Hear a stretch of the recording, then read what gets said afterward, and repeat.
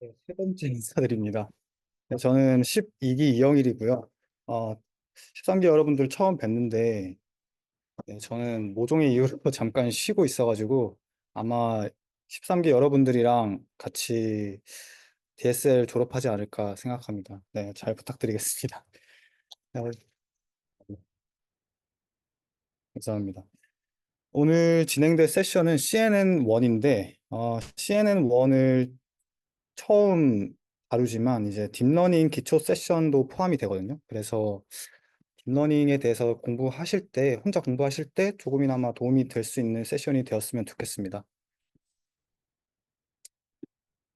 오늘 진행될 컨텐츠는요, 첫 번째로 컴퓨터 비전이라는 것이 무엇인지 알아볼 것이고, 그다음에 피처 익스트랙션, 클래시피케이션에 대해서 간략하게 알아보고, 그다음에 전통적인 머신러닝에서는 어떻게 진행이 됐으며, 그러면 뉴럴 네트워크에서는 또 이런 방식을 어떻게 컴퓨터 비전을 이미지 클래시피케이션 태스크를 어떻게 수행을 하고 있고, 그리고 구체적으로 CNN에 대해서 무엇인지, CNN에 쓰이는 옵션들은 또 어떤 것이 있는지, 또 CNN을 학습을 할 때 어떤 과정을 거치는지, 이런 트레이닝 CNN, 그리고 마지막 서머리까지 컨텐츠가 진행될 예정입니다.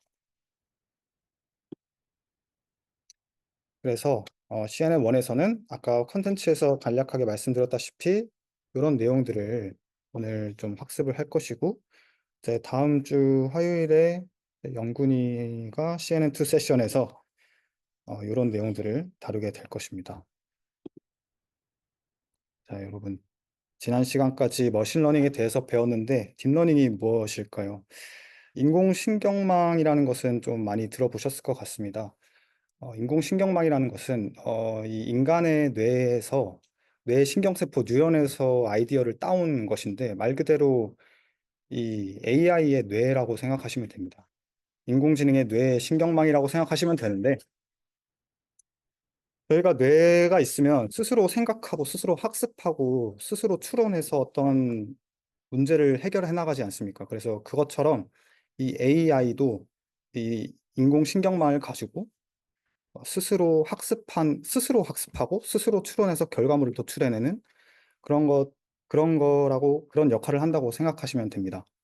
그래서 또 효율적으로 학습하기 위해서, 좀 이런 레이어들을 좀 깊게 쌓아서 좀 딥하게 쌓은 다음, 그렇게 딥하게 레이어를 쌓은 인공신경망을 이제 심층 신경망, 즉 딥 뉴럴 네트워크라고 하는데, 그걸 통해서 스스로 컴퓨터가 어떤 일을 학습했을 때 그것을 우리는 딥러닝이라고 얘기할 수 있겠습니다. 여기 사진에서도 보시다시피 머신러닝에서는 어떤 피처 익스트랙션 부분에서 좀 사람이 일정 부분 어떤 좋은 피처를 뽑기 위해서 좀 관여를 했었는데 딥러닝에서는 오로지 AI 혼자 스스로 학습을 하는 모습을 볼 수가 있겠습니다. 그래서 이게 좀 개념적인 부분인데 AI라고 하는 것은 조금 더 포괄적인 느낌이에요. 그래서 인간의 지능적인 어떤 행동을 기계로 실현하고자 하는 모든 어떤 시도들을 다 AI라고 하는 것이고 그 안에서 어떤 기계가 데이터로부터 패턴을 학습하는 기술을 저희는 머신러닝, 기계학습이라고 부르고요.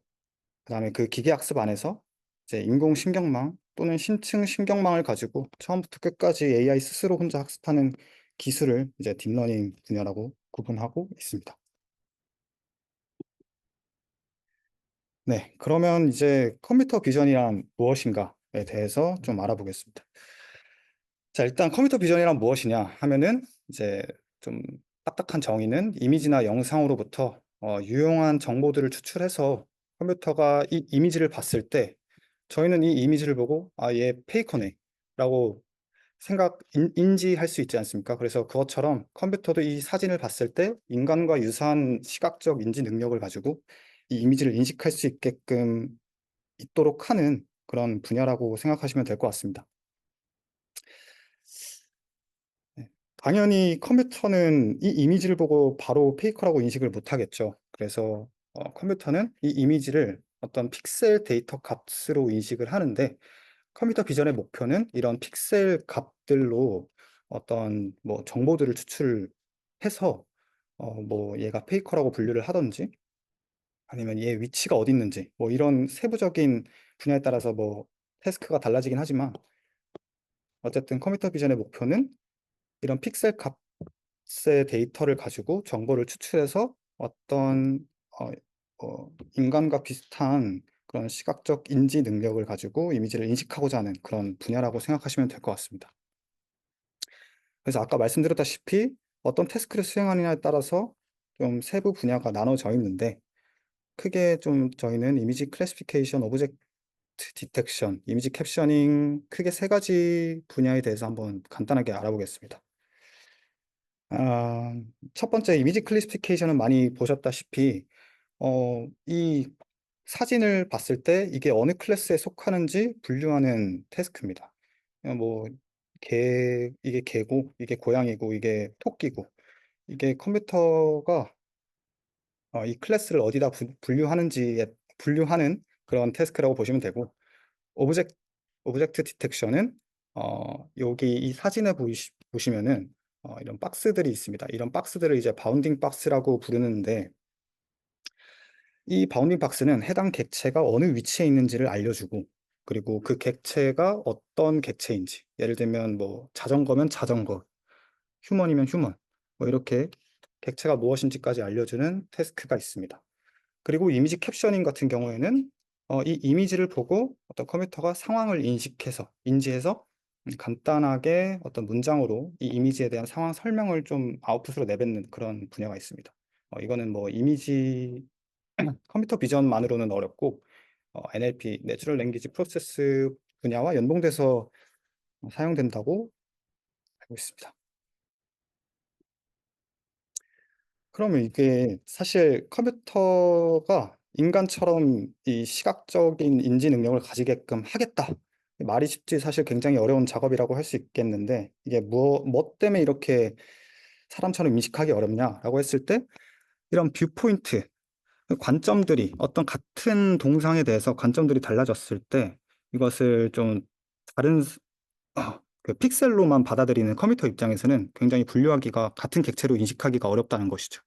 그리고 오클루전 같은 경우에는 어떤 장애물이 있을 때, 어떤 객체의 장애물이 있을 때도 같은 우리가 봤을 때는 고양이지만 컴퓨터가 봤을 때는 그게 고양이라고 분류하기가 어렵다는 거죠.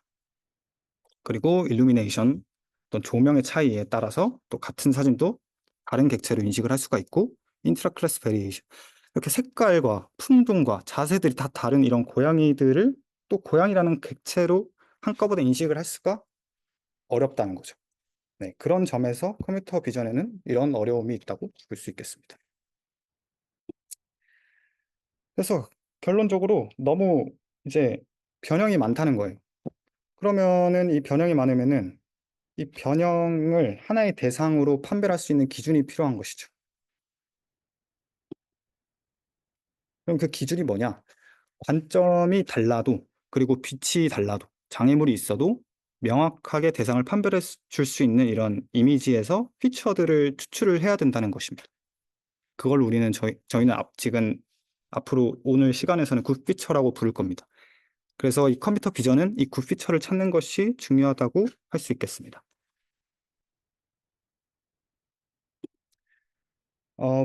신경망이 사용되기 전에는 이 인간이 직접 그 피처들을 추출을 했는데요. 중요한 피처들을, 굿 피처들을. 그래서 저도 이 시프트 알고리즘과 MCT 알고리즘을 뭐 이번 세션 준비하면서 처음 봤는데 요즘은 딥러닝 분야에서는 쓰이지 않는 거라서 간단하게만 짚고 넘어가면은 이미지가 어떤 스케일이나 로케이션이 변해도 변하지 않는 어떤 키포인트, 특징점을 추출하는 알고리즘이에요. 그래서 뭐 주변 그레디언트 정보를 벡터로 만들어서 이렇게 화살표를 보이시면 이렇게 특징점을 추출을 하는데 이것을 찾아내고 주변 그레디언트 정보를 벡터로 만들어서 이렇게 두 이미지가 서로 같은 물체를 가지고 있는지 비교하게 해줍니다. 사실 저도 크게 와닿지는 않았어요. 그리고 MCT 알고리즘은 여기 보시면 같은 사진인데 약간 이미지 재질의 차이가 있죠. 이런 재질의 차이가 주변 픽셀 주변 영역의 밝기 변화를 기준으로 이렇게 밝기 변화를 기준으로 주변 픽셀들이 더 어두운지 혹은 더 밝은지에 따라서 밝으면 0으로 어두우면 1로 인코딩, 그 이진 인코딩을 한 다음에 이제 이런 비트 스트링, 이런 비트 패턴을 이용해서 특성을 추출한다고 합니다. 그러니까 이걸 이용하면은 좀 아까 조명 변화에 그 일루미네이션에 조금 더 강인한 특징을 얻을 수 있다고 합니다. 네, 그냥 이런 게 있다고만 받아들여 주시면 될 것 같습니다. 그래서 이렇게 특징들을 추출하고 음, 저희는 피처 익스트랙션 단계를 수행하게 되는데 여기 보시면은 아까 앞서 보셨던 그런 쉬프트 알고리즘과 MCT 알고리즘에서 따온 패턴을 가지고 각 이미지들이 여기 사람, 자전거, 뭐 바이올린 이런 이미지들이 어떤 특징을 얼마나 포함하고 있는지를 통계적으로 좀 이렇게 표현하는 방식입니다. 백업 피처 같은 방식을 예로 들자면 이런 이미지에 존재하는 다양한 단서들이 있지 않습니까? 예를 들면 사람 같은 경우에는 눈, 코, 입 이런 게 있고 자전거는 바퀴, 뭐 바이올린은 이런 줄 같은 거, 네, 그런 것들이 있는데 그런 것들을 모아서 이렇게 히스토그램으로 표현을 하고 그래서 그 결과를 하나의 벡터로 만들어 분류에 적용합니다. 저희가 벡터로 만들면 좋은 점이 어떤 좌표를 표현할 수 있다는 점이에요. 그래서 여기는 지금 4차원이지만 간략하게 좀 벡터로 표현을 해보자면은 3차원으로 좀 표현을 해보자면은 이렇게 벡터를 좌표에 나타내고 이 벡터, 이 벡터를 나누는 어떤 클래시피케이션 태스크를 수행할 수 있다는 것이죠.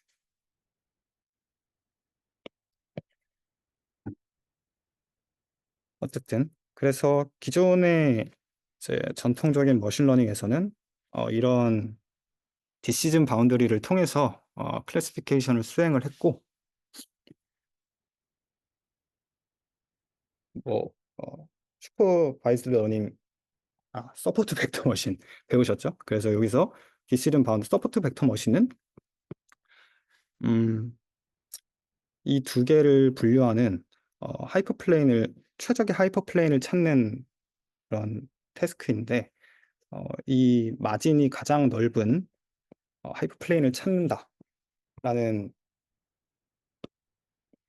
것이 있었죠. 네, 아마 배우셔서 더 잘 아실 겁니다. 그래서 그러면 이제 그런 태스크의 흐름이 전반적인 흐름이 어떻게 되냐 하면은 이런 인풋 이미지가 들어왔을 때 컴퓨터는 픽셀로 인식을 한다고 했어요. 그럼 그 픽셀에서 정보를 추출해서 이미지 클래시피케이션을 진행한다고 했는데 그럼 그 중간에 인간이 사람이 이제 이 이미지에서 중요할 만한 특징들을 뽑습니다. 굿 피처들을 뽑겠죠. 그리고 그것을 벡터화 시켜서 이제 합칩니다. 그럼 이렇게 어떤 좌표 값으로 나타날 텐데 거기에 이제 클래시파이어에 이제 넣는다면은 이제 알아서 이 분류 모델이 분류를 진행을 해주겠죠. 다만 지금까지 배운 서포트 벡터 머신으로는 한계가 있어요. 예를 들면 바이너리가 아닐 때 이진 분류에서는 이게 굉장히 성능이 좋은데 좀 다중 분류나 이럴 때는 좀 여러 개의 서포트 벡터 머신을 트레인해야 돼. 좀 되게 귀찮아지죠. 그리고 논리니어일 때, 좀 복잡한 함수로서 클래시피케이션을 수행을 해야 될 때는 이런 서포트 벡터 머신의 성능이 좋지 않습니다. 그래서 여기서 뭐 커널 트릭을 써야 된다라고 하고 있는데 굉장히 좀 보기만 해도 좀 복잡해 보이지 않나요? 네. 그래서 등장한 것이 이제 이 인공신경망입니다. 아까 말씀드렸다시피 인간의 뇌의 신경망, 뉴런 그런 아이디어에서 가져온 말 그대로 AI의 뇌라고 생각해 주시면 되고 이 싱글 레이어 퍼셉트로는 딥러닝 스터디에서도 아마 보셨을 것 같은데 네, 많이 보셨을 뭐 동작 원리는 워낙 간단해 가지고 그냥 요거 인풋과 가중합이 돼서 액티베이션 펑션을 통과한다. 뭐 이런 동작 원리가 있죠. 너무 간단해서 넘어가겠습니다. 아, 저희는 이러한 퍼셉트론을 통해서 좀 간단한 게이트를 구현할 할 수가 있는데, 예를 들면 OR 게이트가 있습니다. 이렇게, 이것도 아마 많이 보셨을 거라서, 이렇게 숫자 1이 출력되는 것과 0이 출력되는 것을 이렇게 선 하나로, 퍼셉트론 하나로, 싱글 퍼셉트론 하나로 분류해 줄 수가 있습니다. 다만 여기서 좀 어려운 점이 발생을 하죠. 이 싱글 퍼셉트론으로 이 엑소올 게이트 같은 경우에는 분류하기가 굉장히 그냥 못합니다. 분류를 못해요. 이거는 뭐 하나의 직선으로 분류를 할 수가 없는데, 이런 경우에는 다들 아시죠? 층을 여러 개를 쌓아서 이제 멀티레이어 퍼셉트론으로 표현을 한다는 것입니다. 그래서 여기 보시면 층이 하나 더 쌓였죠? 즉 여기서 이제 중요한 부분은 결국 퍼셉트론으로 층을 여러 개만 쌓으면은 복잡한 함수도 표현할 수 있게 되겠구나. 즉 서포트 벡터 머신의 단점을 해결할 수 있게 되었습니다. 왜냐하면 비선형 함수도 표현할 수가 있으니까요.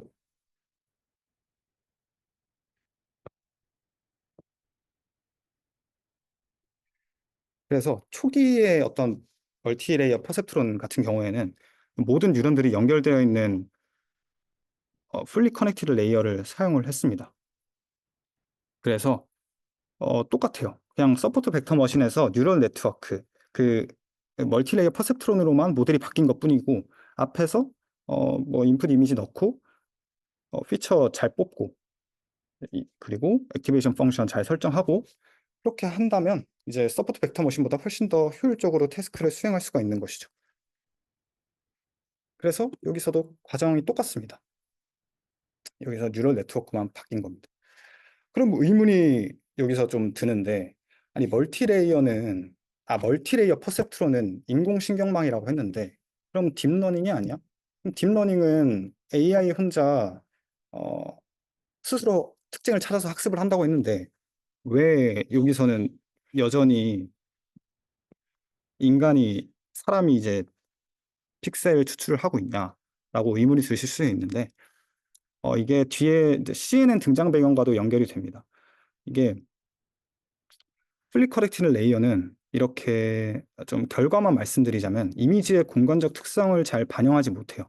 뒤에서 자세히 더 설명을 드릴 건데, 공간적 특성을 잘 설명을 못하니까 이 컴퓨터가 스스로 이 굿 피처를 추출을 못하는 거예요. 잘.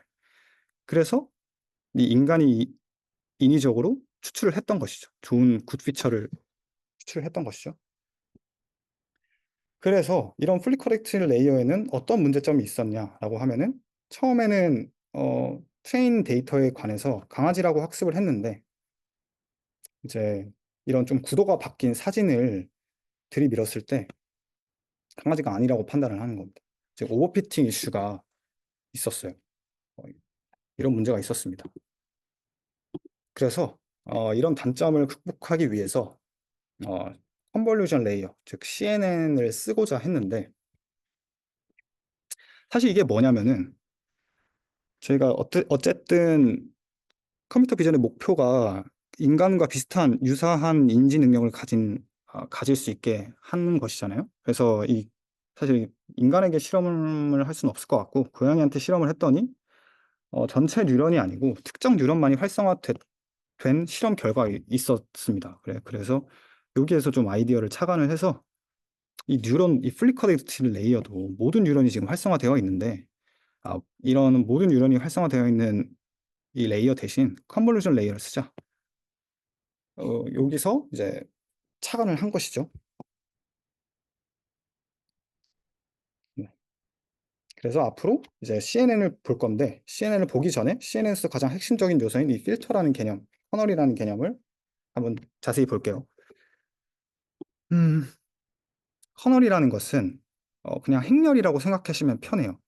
그래서 원본 이미지에 이런 행렬을 적용을 했더니 보이는 것 같이 이런 피처 맵들, 그러니까 이미지의 특징들이 추출이 됐다는 것입니다. 그래서 좀 간략하게 설명을 드리자면은, 이 세 번째 그림을 보시면은 어떤 라플라스 필터라는 것이 적용이 돼서 이 이미지에 원본 이미지에 이 외가 엣지라는 부분, 즉 이 가장자리의 부분이 강조가 돼서 이렇게 추출이 됩니다. 네 번째 그림은 뭐 마찬가지로 이런 필터가 적용이 돼서 더 이미지가 선명한 피처 맵이 추출이 되는 것이고, 다섯 번째 그림도 역시 블러 처리된 이런 필터를 적용했더니 블러 처리된 그런 특징이 추출이 된다. 그런 필터는 커널, 그 같은 말이거든요. 그래서 어쨌든 이것이 그 역할을 한다고 생각해 주시면 됩니다, 지금. 그래서 컨볼루션이 그럼 뭐냐라고 했을 때 뒤에서 더 자세하게 설명을 할 건데, 일단 기본적으로 아까 그 필터들이 있잖아요. 이 필터들이 그 이미지 요게 초록색이 전체가 이미지의 픽셀들이라고 생각을 해보죠. 그러면 이 노란색은 그 우리가 뽑길 원하는, 그러니까 그 이미지에서 추출하길 원하는 피처 매핑, 그 필터인 거예요. 우리가 추출하기 원하는 피처를 가지고 있는 어떤 필터라고 보시면 되고, 그러면 이 이미지 전체를 이렇게 슬라이딩이라고 하거든요. 이걸. 슬라이딩 하면서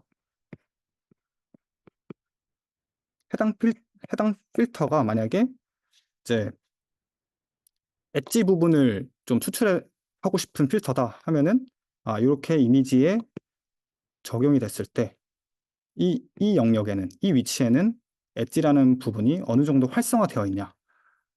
많이 활성화되어 있으면 당연히 이런 큰 값으로 추출이 되겠죠. 이런 느낌이라고 보시면 됩니다. 그래서 여기 보시면은 CNN에서는 이미지를 훑어보면서 현재 위치에서 지금 필터로 구하고 있는 피처의 정도가 얼마가 되는지 계산하는 것입니다. 그래서 여기 값이 크게 나오면은 이 부분에 엣지 부분이 더 이제 활성화되어 있구나. 그러면 이쪽 부분에서 이렇게 더 이제 이게 더 자세히 나오겠죠. 나중에 아웃풋으로. 이렇게 받아들여 주시면 되고, 어, 얘 같은 경우에는 합성곱 컨볼루션이라는 녀석의 수학적 정의인데, 쉽게 생각해서 그냥 얘를 행렬이라고 보시고 얘를 필터라고 보시면 되겠습니다. 그러면 이제 어떤 간단하게 행렬을 나타내면은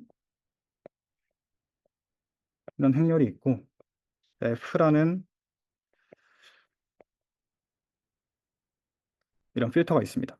그래서 이 부분은 어떤 그러니까 필터 약간 행렬을 뒤집는 그런 느낌인데, 사실 수학적 정의가 그렇게 중요한 부분은 아니라서 그냥 이런 정의구나, 이렇게 곱하면서 이제 적분을 하는 거거든요. 그래서 이런 식으로 이동하면서 곱해지면서 적분을 한다라고 생각해 주시면 되겠습니다.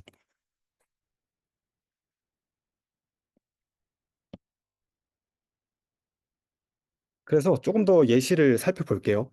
X 필터를 적용을 했을 때 얘는 보시면은 좀 수직적인 이미지의 수직적인 선을 좀 추출을 하는 필터인데, 여기 원본 이미지에서 이 필터를 전체적으로 이제 슬라이딩 하면서 이렇게 적용을 했을 때 여기 보시면은 이미지의 수직적인 부분이 강조돼서 이런 피처 맵이 나오죠.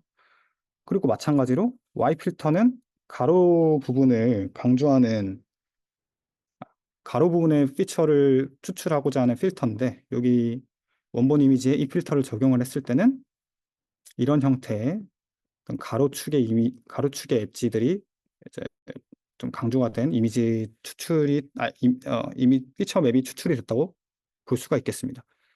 그래서 뭐 이런 필터들을 하나 적용할 때마다 하나의 어떤 피처 맵들이 나오는 거죠. 하나의 피처가 나온다는 거죠.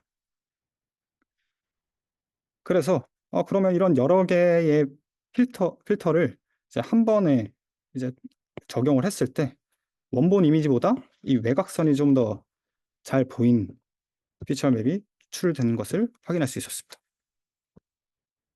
그래서 여기서 알 수 있는 것은 하나의 필터는 하나의 엣지, 즉 하나의 피처가 추출이 된다고 보시면 되겠습니다.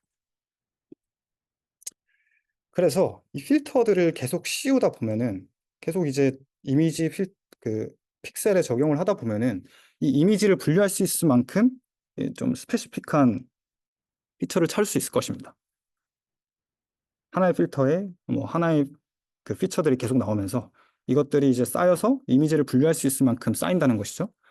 그러면 저희가 아까부터 계속 말했던 그 피처를 찾아야 되는데 그럼 어떤 필터를 써야 될까라는 의문증이 생기는데 사실 이 딥러닝이라는 것이 아까 말했듯이 스스로 컴퓨터가 학습을 한다는 점이잖아요. 다른 머신러닝과 다르게.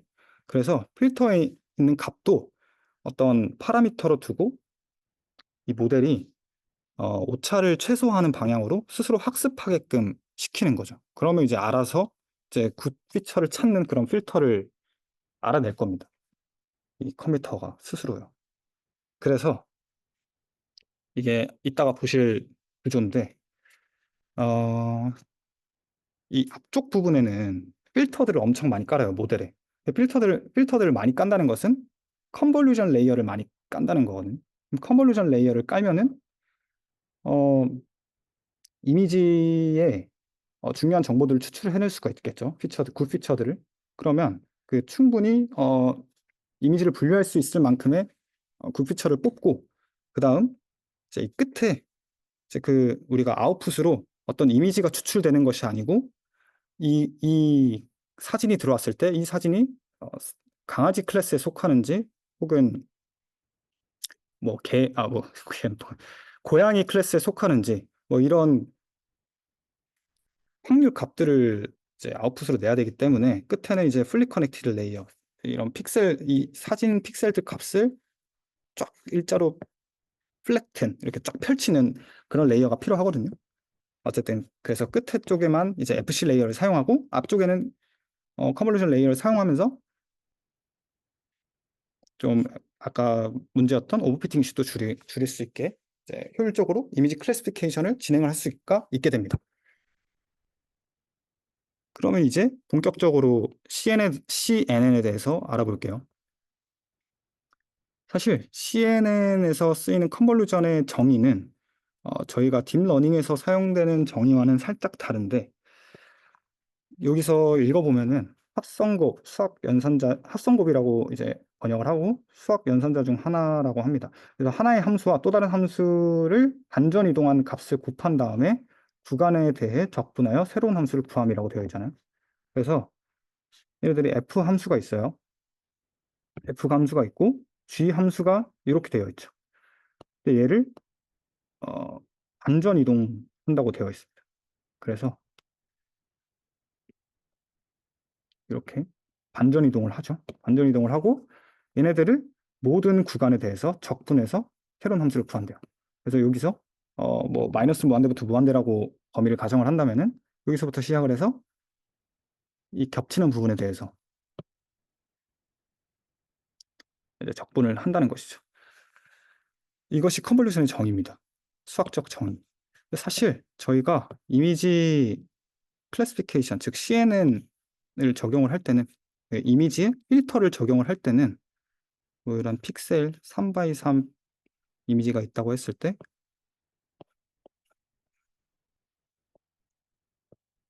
저희가 이런 필터를 막 뒤집진 않죠. 그냥 그대로 이렇게 적용을 하는 것이기 때문에 사실 이 크로스 코릴레이션 이 개념과 오히려 이 개념이랑 더 맞는 정의인데 지금 딥러닝에서 사용되는 컨볼루션은 그렇지만 뭐 예전부터 그렇게 사용해왔다 해서 그냥 붙여진 이름 같습니다. 사실 크게 상관이 없는 게 사실 뭐 뒤집은 게 더 좋다고 하면은 컴퓨터가 스스로 학습을 하겠죠, 웨이트를 알아서. 그래서 뭐 뒤집으나 마나 상관은 없습니다. 그래서 어쨌든 CNN은 각 뉴런이 전체 입력과 연결된 FC 레이어와 달리 합성급 계층에서 사용되는 필터가 가중치로서 입력 이미지의 모든 부분에서 공유된다. 그리고 학습해야 될 파라미터 수가 크게 감소하면서 과적합을 방지한다. 아까 저희가 멀티레이어 퍼셉트론에서는 그 오버피팅 이슈가 있었죠. 근데 그것을 이제 없애기 위해서는 여기 보시면은 아까 또 생성을 할게요. x1, x2, x3 뭐 이렇게 필터들이 픽셀들이 있다고 합시다. 그래서 여기 이제 W1, W2, W3, W4 이런 필터들이 있고 이 필터를 컨볼루션 뉴럴 네트워크 모델에 적용을 하면은 이런 식으로 내적 연산이 진행이 됩니다. 그래서 처음에 이제 적용을 했을 때 얘가 어떻게 계산이 되냐면은 x w1 x1 플러스 w2 x2 플러스 w3 x4 플러스 글씨가 너무 안 좋네요. 네, 이렇게 계산이 되고요. 이렇게 되면은 저희가 학습해야 될 파라미터는 w1, w2, w3, w4밖에 없어요. 4개밖에 없죠. 근데 이걸 만약에 풀리 커넥티드 레이어에 적용을 한다고 했을 때 얘네들 각 픽셀들을 하나의 뉴런으로 총 이게 9개고 그리고 뭐 하나, 둘, 셋, 4개라고 했을 때 풀리 커넥티드 레이어 하면은 우리가 학습해야 될 게 9개고 이게 4개면은 36개의 파라미터나 학습을 시켜야 됩니다. 이렇게 되면서 이제 컨볼루션 레이어를 사용하면은 확실히 좀 학습해야 될 파라미터 수가 크게 감소를 하면서 과적합을 방지할 수 있습니다. 그러면 왜 그러면 이미지 분류에서 CNN이냐? 아까 앞에서 그 멀티레이어 퍼셉트론 할 때 그 이미지 특성을 잘 추출 못한다는 단점이 있다고 했어요. 근데 그게 왜 그러냐면은 폴리커렉티드 레이어는 이렇게 좀 이제 길다라잖아요. 이거를 플래튼 시킨다고 하는데 그냥 어쨌든 플래튼을 시키면은 우리가 이런 눈 주위의 픽셀들은 당연히 이 서로 연관이 있다라고 생각을 하잖아요. 근데 이렇게 플리커렉티드 레이어처럼 플래튼을 시켜버리면은 쫙 펼쳐버리면은 그러한 공간적 특성이 살 수가 없는 거죠. 그럼 공간적 특성을 잘 살릴 수 없으면 당연히 컴퓨터 입장에서도 좋은 피처들을 추출해낼 수가 없는 거예요. 네, 그래서 그러한 점에서 CNN이라는 것은 그런 공간적인 정보를 살릴 수가 있기 때문에 네, 스스로 컴퓨터가 이미지의 특성을 잘 추출해낼 수가 있는 것입니다. 그래서 여기도 읽어보시면 제가 했던 말이랑 같은 말인 것을 확인하실 수 있습니다. 그래서 여기서 보시면은 아까 제가 컨볼루션 레이어를 계속 적용을 하고 앞에 컨볼루션 레이어를 깔고 많은 필터들을 깐다고 했죠. 그럼 컨볼루션 레이어를 깊게 파고 끝에쯤에는 풀리 커넥티드를 연결을 한다라고 얘기를 드렸는데 확률값을 아웃풋으로 내기 위해서 그래서 여기 보시면은 여기서도 끝에는 풀리 커넥티드 레이어로 연결되어 있는 거 최종 분류 및 이제 전체 정보를 통합한다. 저 이미지를 충분히 분류할 만큼 정보를 추출해냈으면 그것을 이제 통합을 해서 이제 분류할 준비를 하는 것이죠. 이 레이어. 이렇게 직관적으로 받아들이시면 될 것 같습니다. 그럼 이제 컨볼루션 레이어에 대해서 좀 구체적으로 살펴볼 것인데 컴퓨터는 이미지를 처리할 때 이 컬러 이미지를 3차원 데이터 배열로 인식을 합니다. 그래서 여기 보이시는 W가 width, 즉 폭이라고 하고요. 얘는 height, 글씨 이쁘게 적어볼게요. 높이. 이 채널이라고 하는 것은 저희가 컬러 이미지잖아요. 그래서 RGB 값을 의미합니다. 그래서 이 32 by 32는 이 이미지의 해상도를 의미하고 3이라는 것은 채널, 즉 RGB 컬러 이미지라는 것을 알 수가 있는 것이죠. 그리고 그래서 이게 인풋의 이제 차원이고 그럼 필터의 차원은 어떻게 하냐? 필터의 차원은 뭐 저희가 필터의 차원은 뭐 여러 가지가 있을 수 있어요. 3 by 3이 있을 수도 있고 5 by 5가 있을 수도 있고 7 by 7이 있을 수도 있어요. 근데 가장 중요한 것은 이 채널 수만큼은 인풋 이미지의 채널 수와 똑같이 만들어야 된다는 거예요. 왜 그러냐? 저희가 모든 이미지의 모든 정보를 추출해야 되잖아요. 그래야 굿피처가 추출이 되겠죠?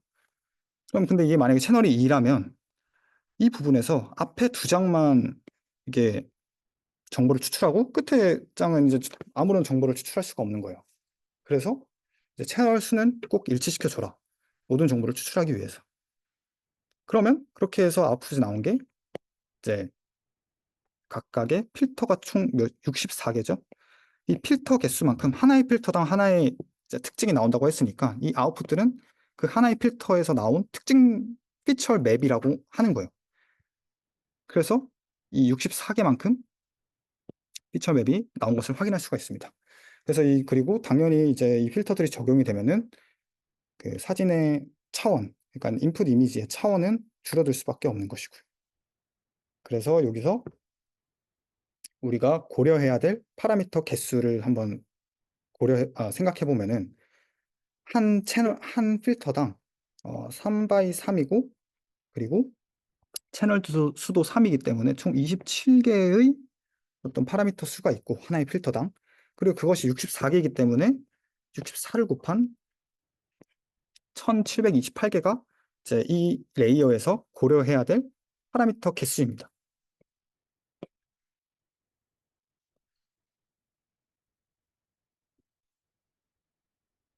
그리고 아까 여기서 해상도가 줄어들었잖아요. 이 해상도는 어떤 식으로 줄어드냐라고 했을 때 이런 식을 활용을 할 건데 자 이게 뒤에서 배울 어떤 컨볼루션 레이어 CNN의 옵션 같은 부분 이 값이 얼마냐에 따라서 요 아웃풋 디멘전이 정해져요. 그래서 n 같은 경우에는 당연히 이제 인풋 사이즈에 따라서 이 아웃풋 사이즈가 달라지겠죠. 그리고 필터 사이즈 필터를 뭐 3 x 3을 쓰냐 5 x 5를 쓰냐에 따라서 또 달라집니다.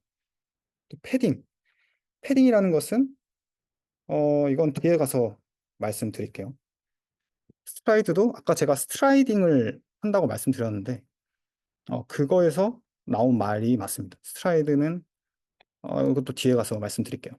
어쨌든 이제 결론적으로만 말씀드리자면 여기서 인풋 사이즈의 개수는 32개입니다. 그리고 필터 사이즈는 3개고 패딩은 지금 0이라고 할게요.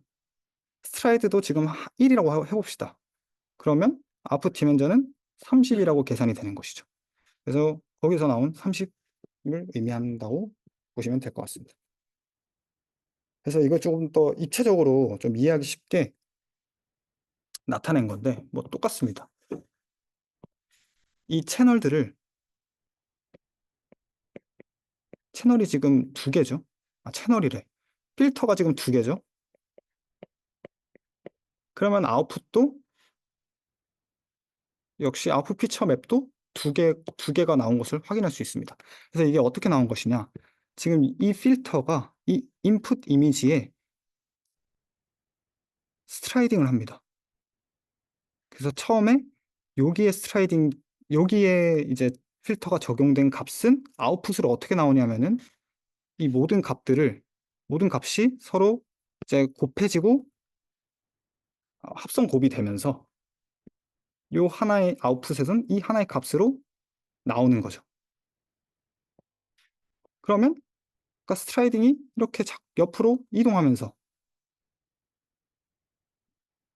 이 부분에도 또 합성 곱이 된 게 여기에 들어가겠죠. 이렇게 계속 모든 이미지를 훑으면서 이 계산들을 다 수행하게 되는 것입니다. 그러면서 이제 아웃풋 피처 맵이 나오게 되는 것이고요. 그래서 여기서 뭐 만약에 뭐 이 필터가 엣지를 추출하는 필터다라고 하면은 이 부분에 이제 필터가 만약에 엣지 부분이 있다라고 하면은 이 값이 높게 값이 나오겠죠. 네, 그렇습니다. 그래서 이 필터도 똑같이 적용돼서 뒤에 이제 아웃풋 피처 맵으로 총 2개가 나온 것을 확인할 수 있습니다. 자, 패딩인데요. 패딩은 먼저 제로 패딩을 쓰니까 이제 제로 패딩의 관점에서 설명을 드릴 건데 이 인풋 이미지가 있습니다. 여기 인풋 픽셀들이 있고 그 주변으로 이제 0 값을 이렇게 둘러주는 과정이라고 합니다.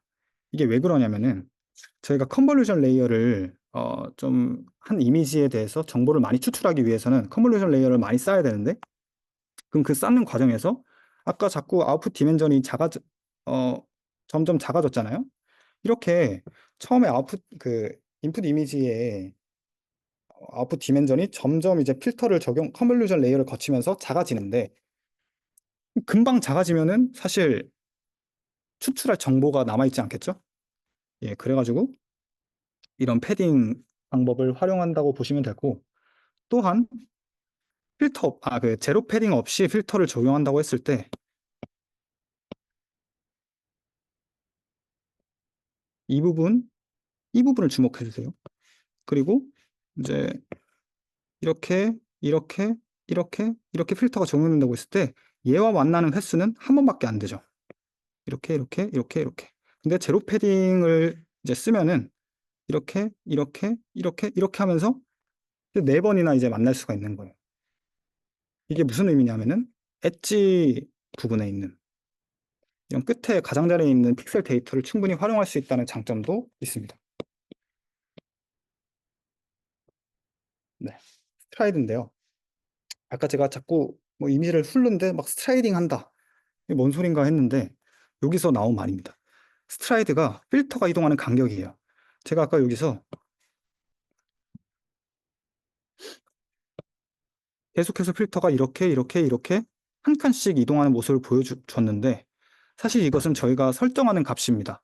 스트라이드를 1인 경우에는 이렇게 한 칸씩 이동해서 합성곱 연산을 진행을 하지만 스트라이드가 2로 설정을 하면은 이렇게 한 칸, 두 칸, 네 칸, 두 칸, 네 칸 이렇게 이동을 한다는 것이죠.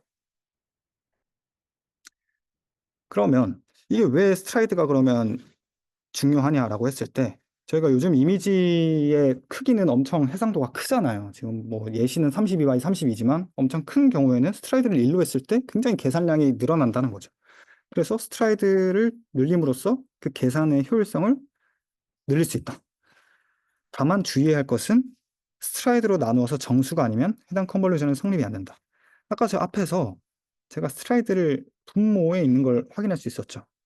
그래서 여기서 만약에 스트라이드가 만약에 뭐 2다 라고 하면은 이거는 이 전체는 2분의 29가 되기 때문에 정수가 안 돼요. 그럼 얘는 이제 아웃풋 피처 맵이 안 되는 거죠. 그럼 결국 이 컨볼루션 레이어는 성립할 수 없게 된다. 그래서 스트라이드는 꼭 나누어서 정수가 되어야 한다. 이런 주의점만 알고 계시면 될 것 같습니다. 그래서 이 패딩과 스트라이드를 합쳐서 이 차원을 줄일 수도 있고 차원을 이제 빨리 줄어들게 할 수도 있고 차원을 덜 줄어들게 할 수도 있는 것입니다. 이런 차원을 줄이는 것을 이제 다운 샘플링이라고 하는데 어쨌든 이 패딩과 스트라이드를 통해서 저희가 조절할 수 있는 것이죠.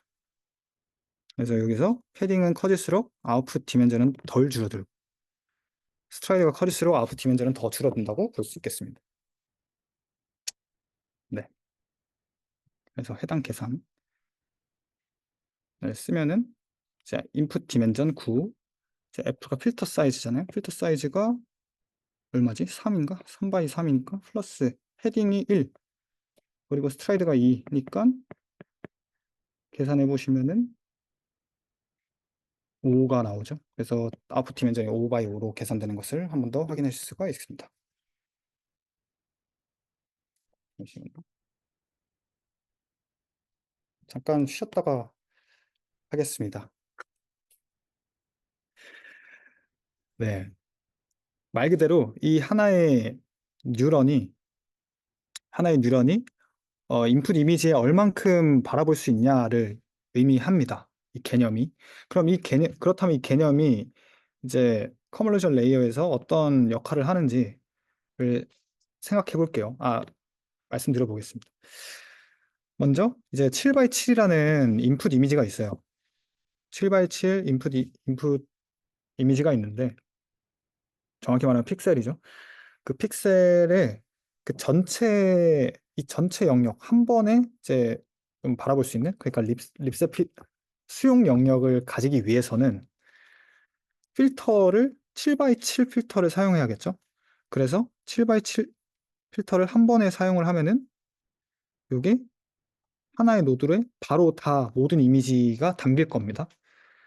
그러면 저희가 학습해야 될 파라미터 개수는 이 모든 필터의 개수, 필터 안에 있는 그 행렬 7 x 7이잖아요. 그래서 49개나 저희가 하나의 레이어에 대해서 학습해야 될 파라미터 개수가 49개입니다.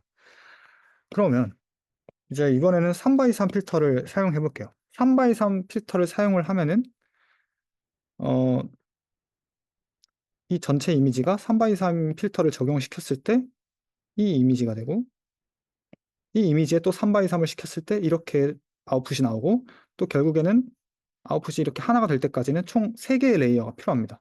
그럼 그 3개의 레이어에 대해서 저희가 학습해야 될 파라미터 개수를 이렇게 계산을 해보면은 3 x 3 필터짜리가 3개니까 총 27개가 나온다는 것이죠. 그래서 이 컨볼루션 레이어를 좀 많이 쌓으면 쌓을수록 이제 학습해야 될 파라미터 개수가 줄어드는 것을 확인하실 수 있습니다. 네. 그 다음은 이제 풀링 레이어인데요. 어, 그래도 이제 레이어를 많이 쌓으면 쌓을수록 파라미터 개수가 줄어드는 건 알겠는데, 사실 무한정 쌓을 수는 없는 거잖아요. 그 무한정 쌓으면은 그래도 이제 학습해야 될 파라미터 개수는 많아지는 거니까. 그러면 이러한 것을 막기 위해서 저희 풀링 레이어를 중간중간에 넣어 줄 거예요. 그 CNN 모델에서. 풀링 레이어는 파라미터가 없어요. 그래서 얘네들은 학습할 필요가 없는 거죠. 풀링 레이어가 이제 두 가지가 있는데, 하나는 맥스 풀링 레이어가 있어요. 맥스 풀링 레이어는 음, 보시면은 이런 이제 이 피처 맵이 있을 때 2x2 맥스 풀링을 적용을 시켜 볼게요. 그러면 맥스 풀링은 이렇게 적용을 했을 때 이 네 개 중에서 가장 큰 값을 이제 뽑아오는 거예요. 그래서 이 중에서 가장 큰 값은 9라서 이렇게 이렇게 9가 나오는 것이고, 그래서 여기 이 영역에서는 8이라는 값이 가장 큰 값이기 때문에 여기서 이렇게 나오는 것이고, 이 영역에서는 8이라는 값, 이 영역에서는 7이라는 값이 나오면서 이렇게 맥스 풀링을 이렇게 적용을 할 수가 있습니다. 그럼 이게 좋은 점이 어떤 학습해야 될 파라미터가 없이 이 차원을 줄여줄 수가 있어요.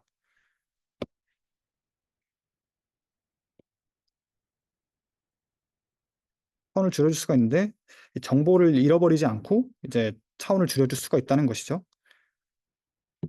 그리고 글로벌 에버리지 풀링 레이어. 이거는 보통 이제 맥스 풀링 같은 경우에는 이 컨볼루전 레이어가 있으면은 이 컨볼루전 레이어 중간중간에 맥스 풀링 레이어가 들어가는데, 이 글로벌 에버리지 풀링 같은 경우에는 모든 정보를 다 추출했을 때 거의 이제 마지막 컨볼루션 레이어를 지나고 이제 클래시파이어 부분에서 저희가 이제 풀리 커렉티드 레이어를 사용을 했잖아요, 앞에서. 근데 이제 그거 대체로 이제 글로벌 에버리지 풀링을 사용을 합니다. 자, 이거는 뭐냐면은 저희가 아웃풋으로 그 필터의 개수만큼 이 피처 맵들이 나왔죠. 그 피처 맵에 대한 그 전체적인 평균 값을 구해서 하나의 스칼라 값으로 어, 도출을 하는 겁니다. 그러면 그 채널의 개수, 그러니까 필터의 개수만큼 이런 값들이 쫙 나오겠죠? 그럼 이런 값들이 이렇게 마지막에 풀리 커넥티드처럼 나와서 이제 음, 3차원의 형태를 뭐 1차원의 벡터로 표현을 할 수가 있는 것이죠. 그래서 결국에는 이제 클래시파이어에서 이제 FC 레이어를 대신해서 오버피팅과 위치 정보 손실을 막습니다. 이런 역할을 합니다. 네. 다음은 프로퍼게이션이죠. 이거는 이제 그레디언트 디센트 메서드를 활용해서 말 그대로 이 컴퓨터가 스스로 가중치를 업데이트하는 과정인 거죠. 처음에 이제 제가 준비를 하다가 안 지워버렸네요. 그래서 forward propagation 같은 경우에는 이제 이런 층들을 지나면서 오차를 계산을 합니다. 어떤 이런 여러 계층을 거치고 아웃풋을 도출하고 정답 레이블과 이제 아웃풋에 관해서 이제 손실함수를 정해가지고 오차를 계산을 합니다. 그 오차를 계산을 하고 이게 이제 백프로포게이션을 통해서 이 오차가 이제 줄어드는 방향으로 가중치를 업데이트하는 것이죠. 그러면 이제 많이들 딥러닝 스터디에서도 그렇고 이 프로포게이션을 많이 하셨을 것 같은데 컨볼루션 레이어와 풀링 레이어를 거치는 CNN에서는 어떻게 이제 이런 프로포게이션이 진행이 되는지 한번 살펴볼게요. 포워드 프로포게이션입니다. 이거는 아까 앞에서도 계속 했던 부분인데 여기서는 이제 이런 초록색 부분이 인풋 이미지고 이 노란색 부분이 필터라고 해봅시다. 그러면 여기서 1, 0, 1, 0, 1, 0, 1, 0, 1 이런 필터가 있습니다. 그러면 이 필터가 이미지를 스트라이딩 한다 했죠? 스트라이딩 하면서 이 내적 연산을 하는 거예요. 그래서 여기 보시면 곱하기 1이 되어 있고 0이 되어 있고 각 위치마다 곱하기가 되어 있죠. 이것들을 곱해서 다 더한 값이 다음 아웃풋 피처 맵의 가장 엣지 부분에 위치하게 되는 것이죠. 그래서 이 부분 역시 계속 이걸 스트라이딩 계속 하면서 이 위치들에 채워지는 것입니다. 이렇게. 네. 이게 포워드 프로포게이션이고 백월드 프로포게이션은 이제 풀링 계층과 이제 컨볼루션 레이어 계층, 컨볼루션 레이어를 따로 한번 봐볼게요. 저희가 먼저 에버리지 풀링 계층을 한번 살펴봅시다. 자, 에버리지 풀링 같은 경우에는 만약에 2x2가 있다고 했을 때 얘네들은 아웃풋으로 에버리지 풀링을 거치면은 하나의 아웃풋이 나오잖아요. 이 네 개의 값들을 서로 평균을 내서 여기 네 개가 있으니까 4로 나누어서 평균을 내죠. 그러면 이 값에 각 이제 각 그 값들의 기여도는 다 똑같다는 말입니다. 평균을 낸다는 것이니까요. 그래서 이제 역전파 과정에서 백프로포게이션 과정에서는 이제 이 여기 앞 레이어에서 나온 이 그레디언트를 동일한 기여도만큼 나눠주는 거예요. 그래서 이 m이 이제 이 차원의 개수인데 여기서는 예시에서는 4개니까 이 m이 4분의 1이 되겠죠? 2분의 1이 되겠죠? 4분의 1이 되겠죠? 여기서는 2개니까 2분의 1인 것이고 어쨌든 이렇게 에버리지 풀링 같은 경우에는 이런 모두 기여도가 다 같기 때문에 n분의 1로 균등하게 배분을 해준다라고 이해하시면 될 것 같고 맥스 풀링 같은 경우에는 이 4개가 있으면은 2x2가 있으면은 이 중에서 하나 가장 큰 값만 이제 아웃풋으로 나오는 거잖아요. 그래서 이런 그레디언트에 관해서 여기에서 이 나온 값들의 방향에서만 이제 이 그레디언트를 전달하는 것이죠. 그 나머지 값은 0으로 이제 아예 전달이 되지 않겠죠. 그래서 최대값이 속한 노드에만 1로 할당을 하는 것입니다.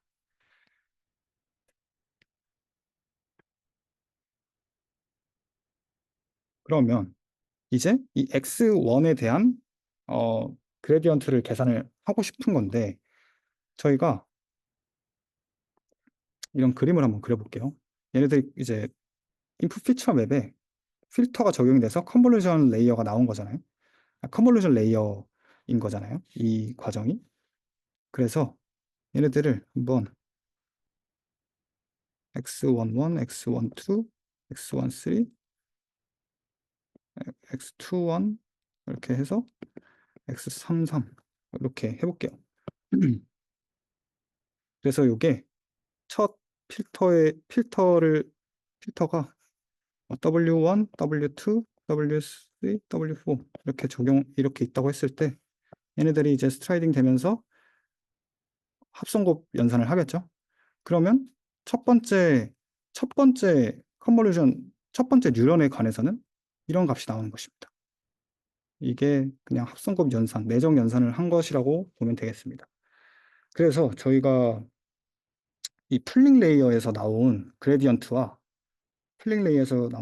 아까 요 델타 11이었죠? 첫 번째 뉴런에 관해서 델타 11과 이쪽으로 가는 이제 그레디언트를 이제 곱해서 이제 x11에 대한 그레디언트를 계산을 해줘야 되는데 이 5원이 x11에 대해서 미분하면 되잖아요. 예. 그럼 5원을 x11에 대해서 미분을 해주면은 w1이 나옵니다. 그래서 저희는 x11에 대한 그레디언트를 w1 곱하기 델타 11으로 계산을 할 수가 있는 거예요.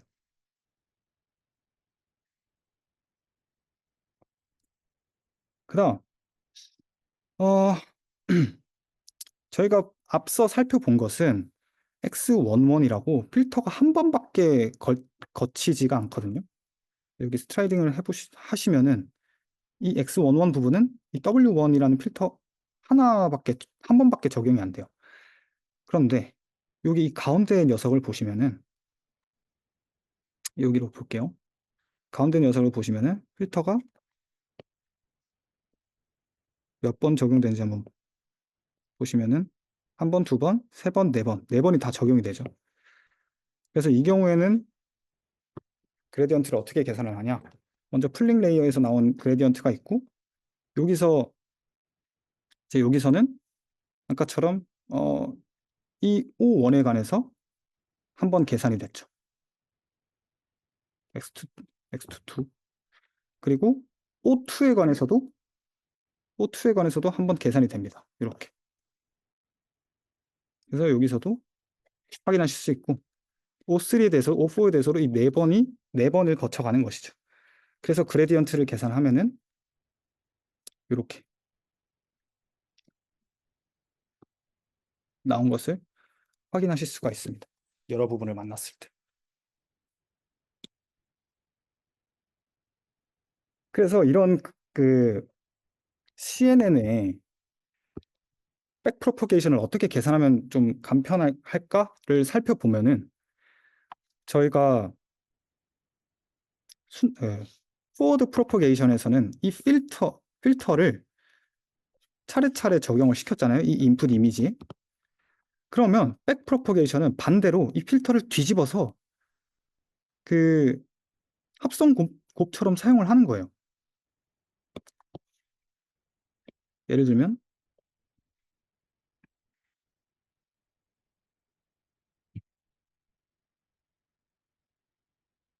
이 필터에 대해서 요거는 풀린 계층에서 나온 요 녀석들은 풀린 계층에서 나온 그레디언트죠. 그래서 얘네들을 이렇게 한 번, 두 번, 세 번, 네 번, 다섯 번, 여섯 번, 일곱 번, 여덟 번, 아홉 번을 계산을 하면은 각 이제 인풋에 대한 그레디언트가 나온다는 것을 확인하실 수 있습니다. 대표적으로 이제 하나만 살펴보면은 얘가 W1이잖아요. 빨간색이 원래는. 근데 이제 백 프로퍼게이션을 할 때는 이걸 뒤집으면은 빨간색 부분이 이쪽으로 오니까 X11의 그레디언트는 W1 곱하기 델타 11이 되는 것이죠. 저희가 아까 앞에서 계산한 것과 동일한 것을 확인하실 수 있습니다. 이렇게 이 과정을 거치면은 이제 인풋에 대한 어떤 그레디언트를 쉽게 구할 수가 있겠습니다.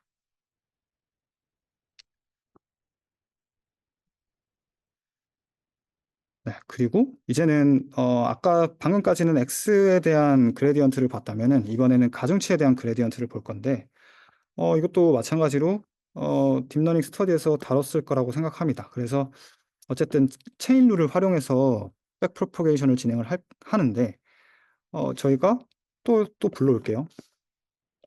빠르게 하겠습니다. X11, X 이렇게 있으면은 필터들이 적용이 되면서 합성곱이 이루어지죠.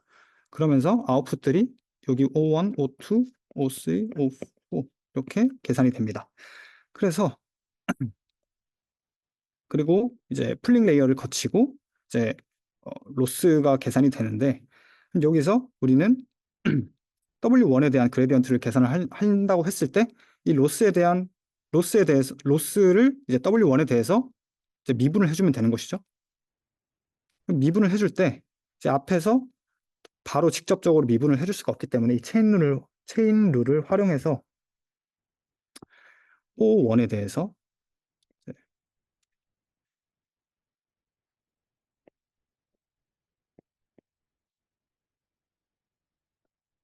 W1이 있는 것은 O1식이잖아요. 그렇기 때문에 이렇게 연쇄 법칙을 적용시킬 수 있겠습니다.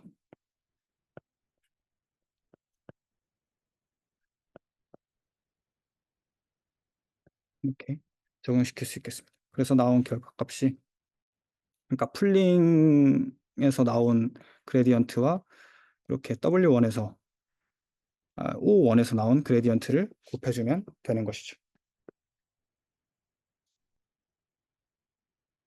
어쨌든 그래서 정리를 하자면 백프로포게이션은 이제 출력층에서의 로스 펑션, 그리고 풀링 계층에서의 그레디언트 확장, 그리고 합성곱 계층에서 입력 데이터와 필터 가중치의 그레디언트 계산, 필터 가중치 업데이트. 자, 아까 요거 뒤집은 거 기억나시죠? 여기서 이렇게 뒤집어서 계산을 하고 이제 그렇게 계산된 그레디언트와 스텝 사이즈를 곱해서 업데이트를 해준다 하는 것이 백프로퍼게이션의 과정이었습니다. 네, 그래서 전반적인 이 모델 아키텍처를 가져와 봤는데 이런 인풋 이미지가 있으면 이제 컨볼루션을 층을 쌓죠. 그리고 그 중간중간에 이제 풀링 레이어를 쌓습니다. 여기서 액티베이션 펑션을 렐루 펑션을 활용을 했고요. 그래서 이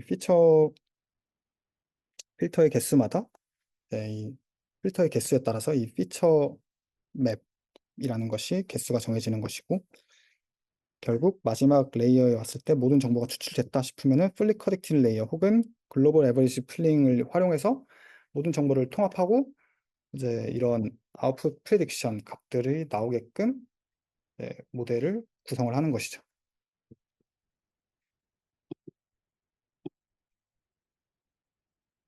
네, 이제 마지막 파트긴 한데 좀 많아요, 마지막 파트가. 그래서 금방금방 해보겠습니다. 저희가 그럼 지금까지 CNN의 어떤 구조를 한번 살펴봤는데, 그러면 이 CNN 트레이닝을 어떻게 효율적으로 할 것인가에 대해서 좀 논의해 볼 수 있겠죠?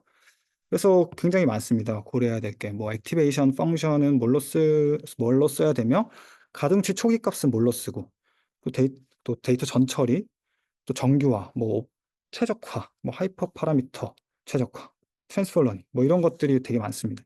그 중에서도 오늘은 이제 가중치 초기화 얘와 얘에 대해서 좀 자세히 살펴볼 거예요. 가중치 초기화라는 것은 어 이제 초기 가중치가 지나치게 크거나 지나치게 너무 작으면은 이제 그레디언트 소실 그리고 폭주 이런 것들이 발생할 수 있어요.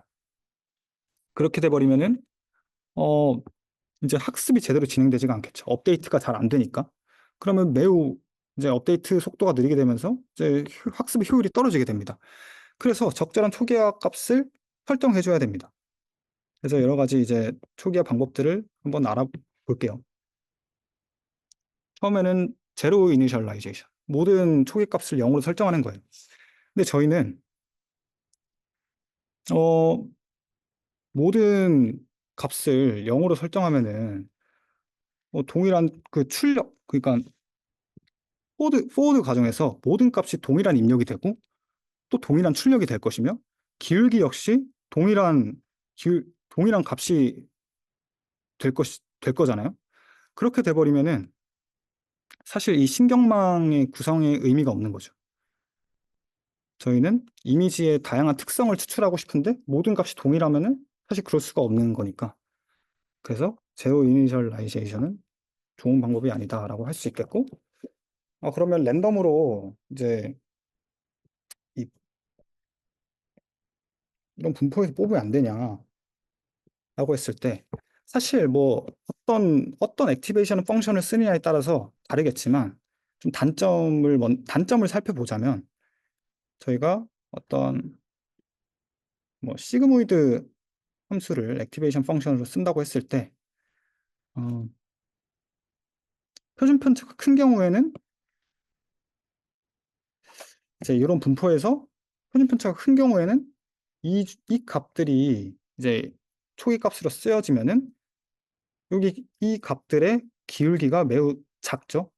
그래서 변화를 해도 이 높이가 크게 이제 거의 변화가 없기 때문에 사실 이것도 그레디언트 베니싱 문제가 발생할 수 있다라는 것이고, 그래서 여기 분포를 보면 0과 1 값을 자주 많이 이제 분포가 높은 것을 확인할 수 있는데, 여기서 이걸 보시면은 이쪽 부분을 많이 이제 이니셜 초기 값이 나오면은 그레디언트 베니싱 문제가 발생할 수 있다.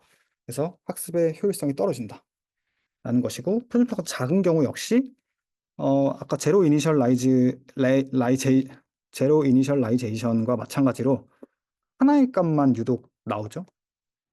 그래서 이것도 역시 좀 다양한 피처를 추출하고자 하는 취지와는 좀 맞지 않는 그런 초기 값이라고 볼 수 있겠습니다.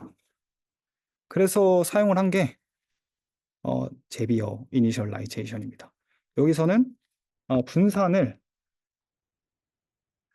인풋의 노드와 인풋의 노드의 개수와 아웃풋의 노드의 개수를 고려했어요.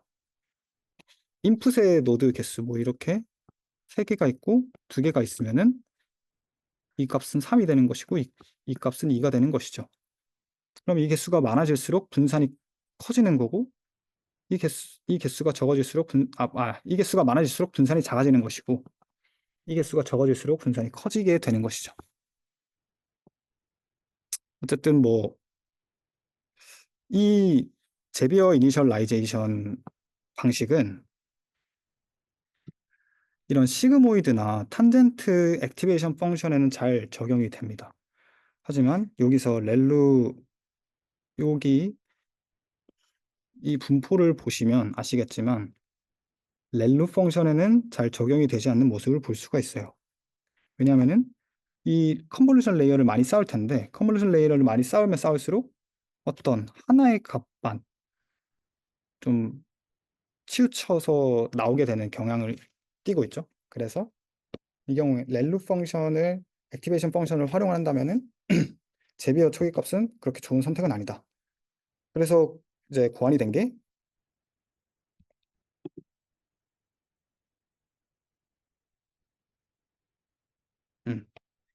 이런 히트 이니셜라이제이션 방식입니다. 아까 보셨다시피 렐루 함수에서 그레디언트 베니싱 문제가 발생할 수 있어요. 이 제비어 이니셜라이제이션을 사용할 경우에는. 그래서 여기서는 n 아웃 값을 제외시켰죠. 그래서 조금 더 좀 제비어 초기 값은 좀 보수적으로 잡는다고 생각하시면 되고, 얘는 조금 더 덜 보수적으로 이제 가중치 범위를 확장한다고 보시면 되겠습니다. 음.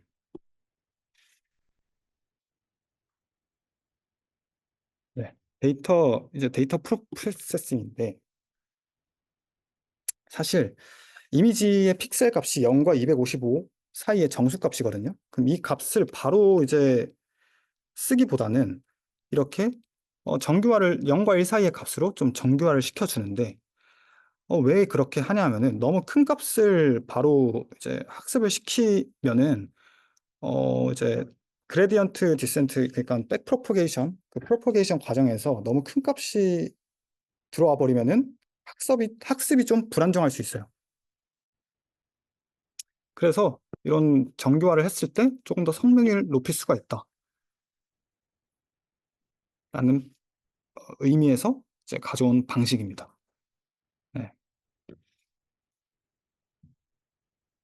그래서 이거는 이제 다음 세션과 아주 연동되는 내용인데, 실제 저희가 CNN2 세션에서 배울 이제 알렉스넷, VGG넷, 레즈넷 이 모델 같은 경우에는 각기 다른 그 전처리 방식을 사용하고 있습니다.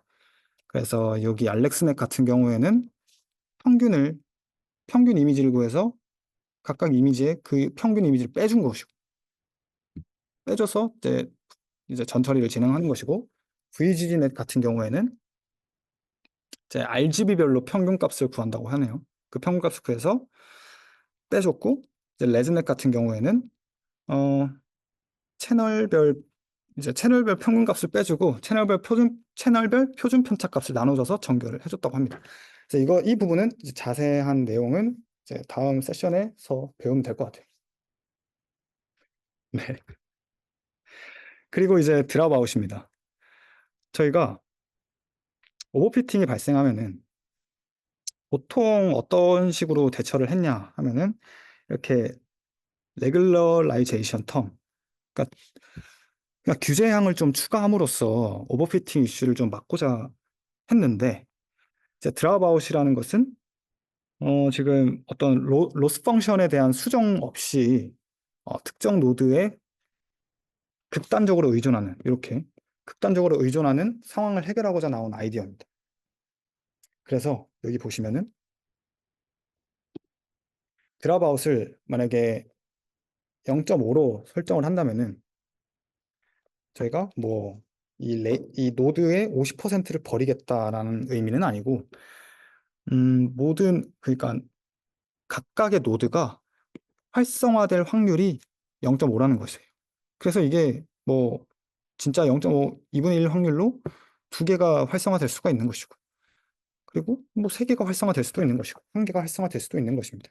그래서 의미는 각 노드에서 각 노드가 활성화될 확률이 2분의 1이다 라는 의미로 받아들이시면 될 것 같고, 사실 여기서는 테스트 단계에서는 사실 이 모델의 어떤 성능을 평가를 해야 되기 때문에 모든 노드가 사용된다는 것도 뭐 아시면 좋을 것 같아요. 근데 최신 CNN은 잘 사용되지 않는다고 합니다. 네, 이제 어, 아마 이 트레이닝 CNN 배치 노멀리제이션 파트인데요. 말 그대로 이것은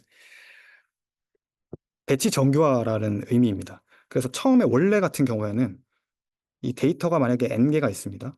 그 데이터가 n개가 있으면 이 n개를 뉴럴 네트워크 모델에 전부 다 집어넣고 그 모든 데이터에 관해서 손실함수를 구하고 역전파 알고리즘을 통과시켜서 이제 그레디언트 디센트를 구한 다음에 이제 뭐 업데이트를 진행을 하게 되는데, 만약에 이제 이런 경우에는 데이터가 만약에 엄청 많다고 했을 때 너무 시간을 잡아먹는 단점이 있어요. 뒤에서 잠깐 언급할 거지만 이미지넷 데이터셋 같은 경우에는 데이터셋이 개수가 이미지가 무슨 140만 개 있다고 알고 있거든요. 그래서 그 모든 것을 한꺼번에 이제 네트워크 모델에 집어넣는다고 했을 때 과부하가 좀 걸리겠죠?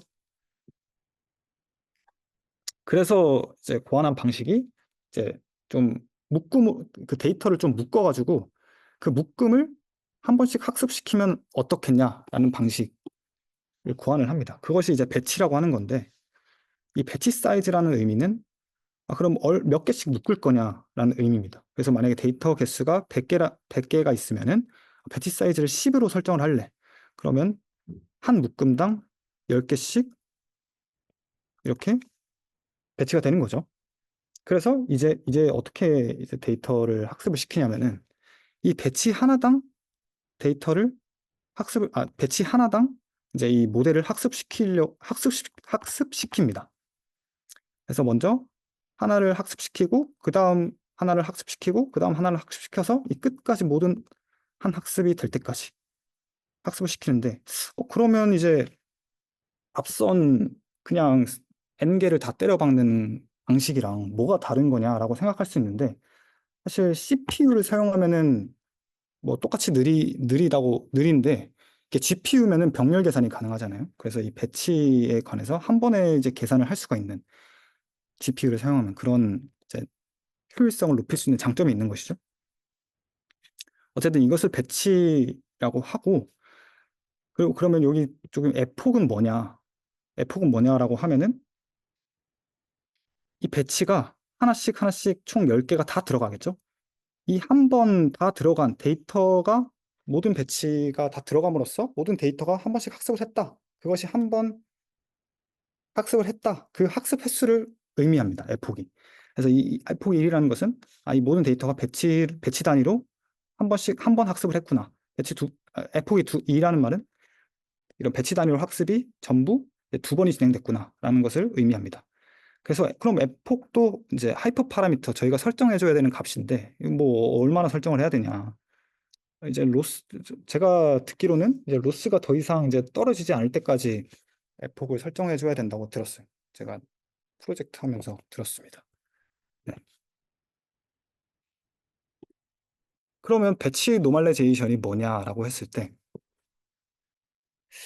저희가 음, 배치 노멀라이제이션을 알려면 이 내부 공변량 변화에 대해서 알아야 되는데 저희가 처음에 인풋으로 썼던 그 분포가 물론 이미지 데이터는 굉장히 좀 고차원 형태의 데이터인데 그냥 좀 간략하게 이렇게 좀 그 평면으로 표현을 하자면 이런 분포를 학습하길 원해요, 저희가.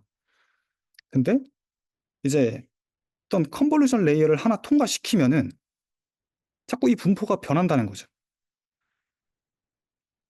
그래서 여기서 통과시킬 때마다 이 분포가 변해버려서 저희가 생각한 것과는 다르게 학습 방향이 진행된다는 것입니다.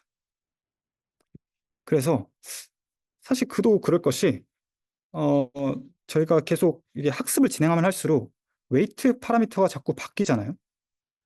그 웨이트 파라미터 앞쪽에 있는 레이어의 웨이트 파라미터가 바뀌면서 여기서 뒤쪽에 들어가는 어떤 분포가 바뀐다는 겁니다.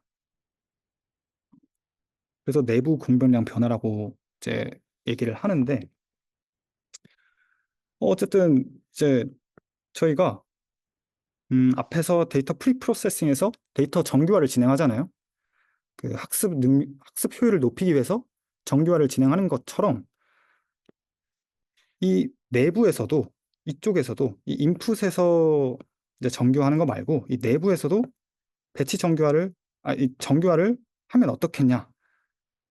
이 배치 정규화를 통해서 이 분포를 우리가 원하는 분포로 이렇게 만들어주고 다시 다음 층에 인풋으로 쓰면 어떻겠냐라는 아이디어에서 이 배치 노멀리제이션이 탄생하게 됩니다. 네. 그래서 그 인풋 인풋 분포가 입력 분포가 이렇게 막 바뀌면 무슨 문제가 생기냐에 대한 의문이 생길 수 있잖아요. 만약에 시그모이드 함수를 예로 들었을 때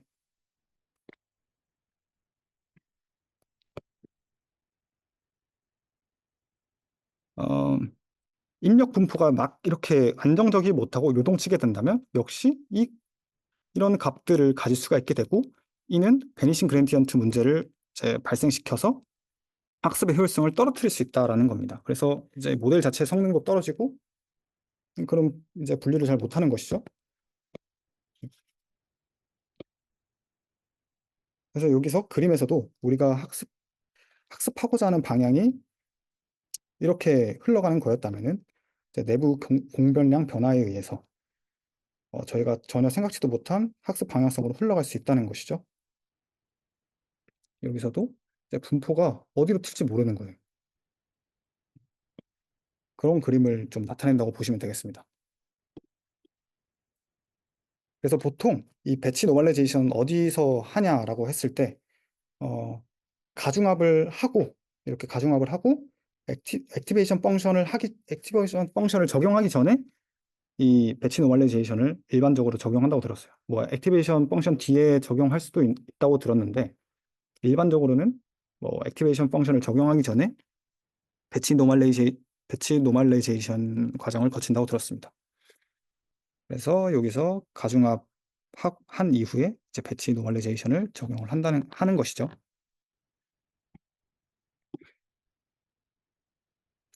그래서 이거는 이 파트는 배치 노멀레이제이션을 적용한 레이어고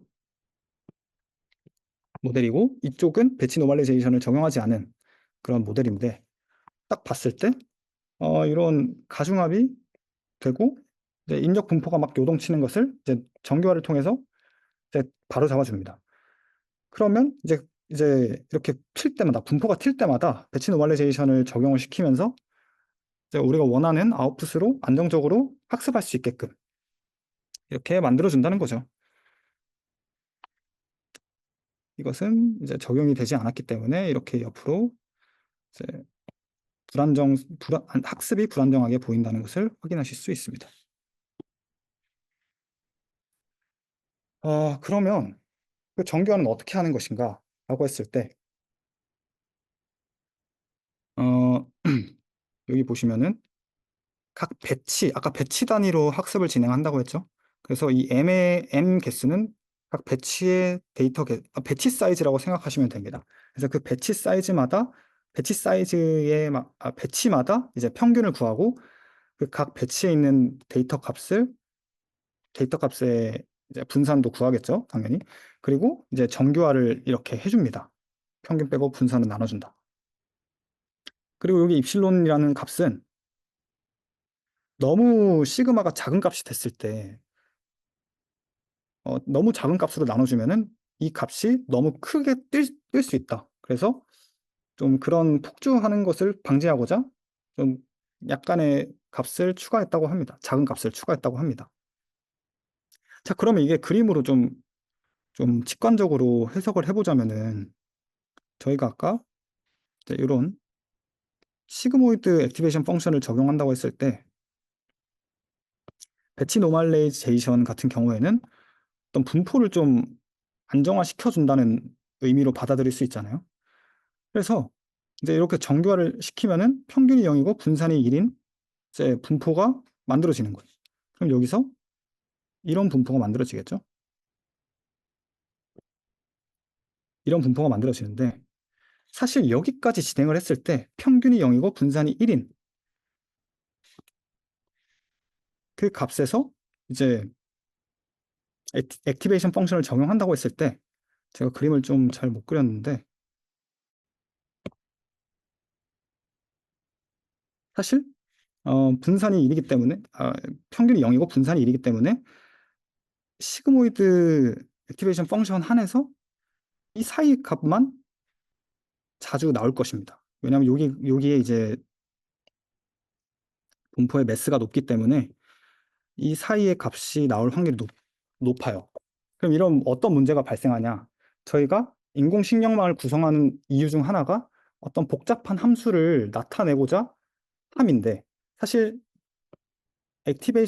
이쪽 영역만 봤을 때는 시그모이드 함수가 아닌 게 되는 거죠. 즉 선형성이 좀 높게끔 이게 액티베이션 펑션이 만들어져서 좀 좀 복잡한 함수를 구성하는데 좀 한계가 있습니다. 그래서 저희가 이 정규화를 한 값을 저희 그 학습의 입맛에 맞게 다시 스케일링 해주고 다시 시프트를 해주는 거예요. 그러면서 이제 이 분포를 이제 기호에 맞게라고 하긴 좀 그렇고 좀 비선형성도 확보할 수 있게 다시 이제 스케일링을 해주고 시프트를 해주는 겁니다. 그래서 그럼 이 값은 어디서 나오냐? 라고 했을 때 저희가 이 배치 노멀리제이션에서 이거를 파라미터로 둬서 컴퓨터 스스로가 이제 이것도 학습을 할 수 있게끔 이제 시킵니다. 네, 스스로 학습을 할 수 있게끔 해요. 그래서 이렇게 배치 노멀리제이션이고, 그래서 이 그림은 배치 노멀리제이션이 적용이 됐을 때 어떤 식으로 이제 분포가 이제 안정화가 되는지를 그림으로 간단히 나타낸 것이고, 그래서 결국에는 배치 노멀라이제이션이라는 것은 미니 배치의 평균과 분산을 이용해서 정교화를 한 뒤에 아까 보셨던 스케일 값과 시프트 파라미터 그 값을 통해서 이제 그 좀 분포를 좀 안정화시켜 주는 거예요. 그래서 해당 값들은 이제 백프로퍼게이션을 통해서 학습이 진행되겠죠. 파라미터로 뒀기 때문에. 네. 그래서 이걸 적용을 했을 때 성능이 좀 많이 괜찮다고 합니다. 그래서 뭐 많이들 지금 많이 사용하고 있는 것 같습니다. 네. 자, 그리고 이제 거의 다 왔어요, 진짜.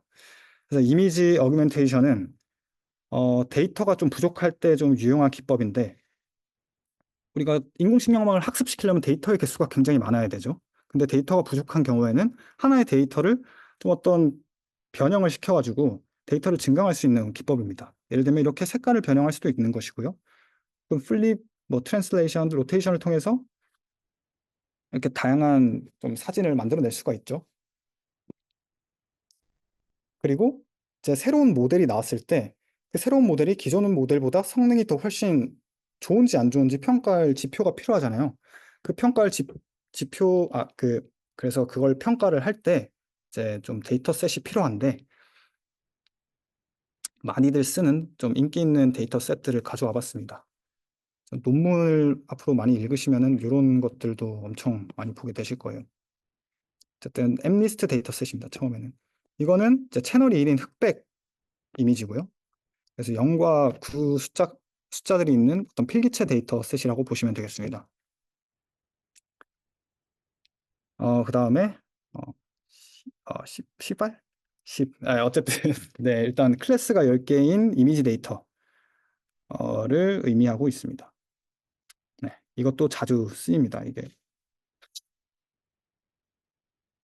네, 그리고 아까 제가 앞서 말씀드렸던 이미지넷 데이터.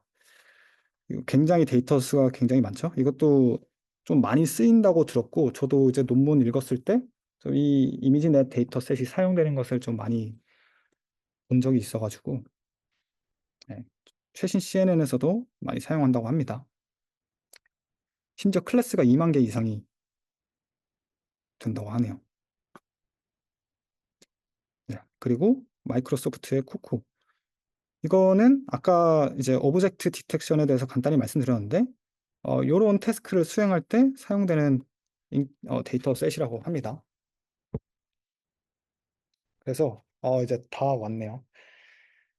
네, 어쨌든 서머리고, 그냥 이제 서머리는 읽어보시면 될 것 같습니다. 처음에 이제 CNN 과정이 있기 전에 좀 사람들이 직접 피처를 추출했다는 좀 단점 아닌 단점이, 사람들이 피처를 추출을 했었고, 그래서 이제 CNN은 이제 그 이미지의 공간적 정보를 잘 추출해낼 수 있기 때문에 스스로 신경망이 학습을 할 수가 있었습니다.